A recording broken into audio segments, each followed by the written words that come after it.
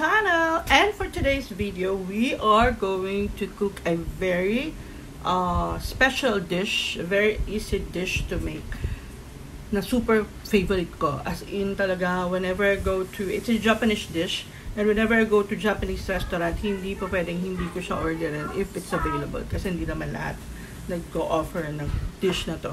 So, we are going to cook gyudon or beef bowl for today, and I'm going to show you how it is easy to make. So, madali lang siya. Ang importante lang, you have all the basic ingredients of a Japanese dish, which is yung dashi, yung mirin, and yung sake, and of course, the Japanese soy sauce. And everything is easy to follow. So, wag na nating patagalan. Let's try to cook our gyudon or beef bowl. Here's a recipe of gyudon. We have our sake, mirin, Japanese soy sauce. I used Little K premium soy sauce. Thin slices of beef or yung sukiyaki cut, white onions, and a little bit of garlic for added flavor lang.